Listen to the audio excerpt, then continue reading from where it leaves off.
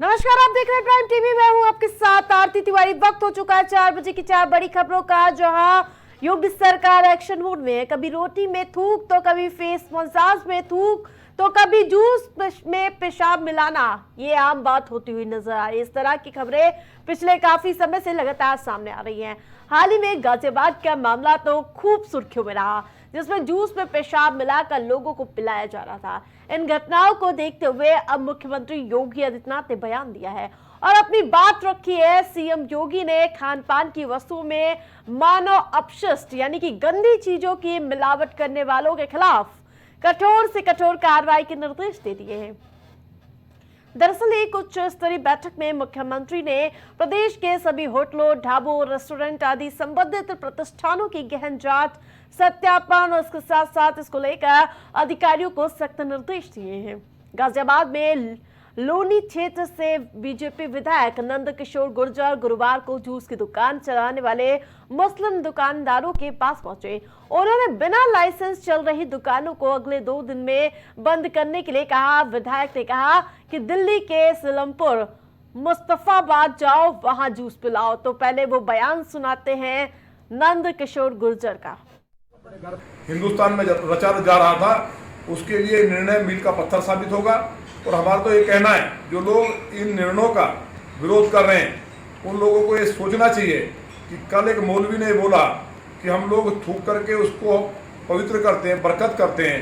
कोई उनके अंदर इस तरह का कहीं कोई एक फिरका है जो इस तरह की हरकत करता है, तो ये कहीं ना कहीं उनके यहाँ इफ्तार पार्टी में गए होंगे, उसमें भी थूका गया होगा, मूत्र मिलाया गया होगा।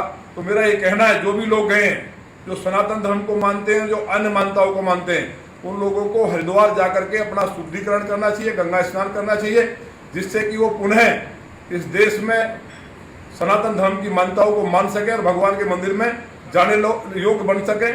क्योंकि कलकत्ता की बैरकपुर जेल में 1857 की जो क्रांति शुरू हुई, वो मंगल पांडे को कारतूस चर्बी से लगा हुआ हटाने के लिए कहा गया था।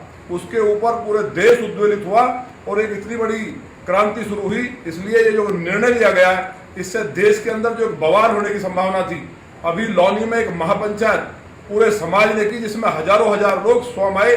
गुस्से का ये आलम था। इसलिए माननीय मुख्यमंत्री जी को पुनः बहुत बहुत बधाई। जवाब जी के साथ संवाददाता अंकित हमारे साथ लाइव जुड़ चुके हैं। अंकित, जिस प्रकार से कभी खाने में थूक मिलाया जाता है, जूस में थूक मिलाया जाता है, और उससे पहले गाजियाबाद से मामला सामने आया जहां मूत्र मिलाकर खाद्य पदार्थ परोसा गया, क्या कुछ अपडेट मिल रहा है? सीएम योगी के निर्देशों का क्या कुछ असर देखने को मिल रहा है गाजियाबाद में? मैं आपको बता दूं कि लगातार यहाँ गाजियाबाद में गहमागहमी और ये ऐसा वातावरण चल रहा है कि हर दुकानदारों को, जो भी इस तरीके के पदार्थ बेच रहे हैं, खाने पीने के पदार्थ बेच रहे हैं, इन सभी को अपने होटलों पे, अपने दुकानों पे नाम लिखकर दुकान चलाने के लिए कहा जा रहा है। वहीं विधायक नंदकिशोर गुर्जर भी इस बात से खुश है कि मुख्यमंत्री योगी आदित्यनाथ ने भी इस पे आदेश देकर इसको पारित किया और कहीं ना कहीं ऐसे जिहाद जैसे मामले में कहीं गिरावट देखने को मिल सकती है इन मामलों में। अंकित, जिस प्रकार से इससे पहले जब कांवड़ यात्रा चल रही थी, तब भी आदेश आया था कि अपने दुकानों के आगे नेम प्लेट लगाए। अब एक नया फरमान योगी सरकार की ओर से जारी किया गया है। दुकानदारों में किस प्रकार की हलचल देखने को मिल रही है?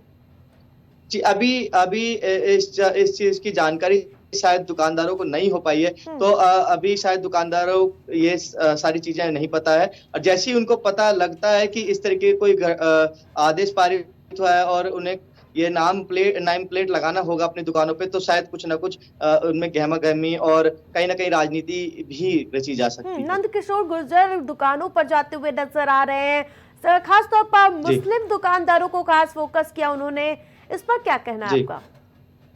मैं बता दूं कि आप तक जितनी भी ऐसी खाने पदार्थ जिस पे अभी तक छापा लगा है और जहाँ पे वीडियो वायरल हो रही है, वो सभी दुकानें मुस्लिम की बताई जा रही थी। जहाँ पे एक होटल बताया जाता है जहाँ थूक डालकर रोटी बनाई जा रही थी, वहीं दूसरी ओर एक जूस की दुकान देखी गई जिसमें मूत्र मिलाकर जूस बेचा जा रहा था। तो कहीं ना कहीं मुस्लिम समुदाय को ये सारी चीजें उसमें नजर आ रही हैं। बिल्कुल अंकित, तमाम अपडेट के लिए बहुत बहुत धन्यवाद आपका।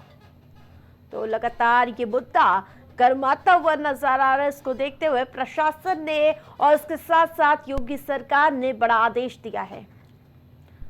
उपचुनाव को लेकर यूपी में सियासी हलचल तेज हो गई है, जहां आज कुंदरकी उपचुनाव को लेकर सपा डेलीगेशन ने डीएम से मुलाकात की है। सपा के तमाम नेता भारी भीड़ के साथ डीएम कार्यालय पहुंचे। उपचुनाव में 10,000 से 12,000 वोट काटने का आरोप लगाया गया है। जिंदा लोगों को मृतक दिखाने का भी सपा डेलीगेशन का आरोप है। आपको बता दें कि जिला अध्यक्ष जयवीर यादव भी इस दौरान मौजूद रहे। वहीं जयवीर यादव की मौजूदगी में डेलीगेशन ने मुलाकात की है डीएम से। साथ ही इस दौरान देहात विधानसभा से विधायक नासी कुरैशी भी इस दौरान साथ मौजूद रहे।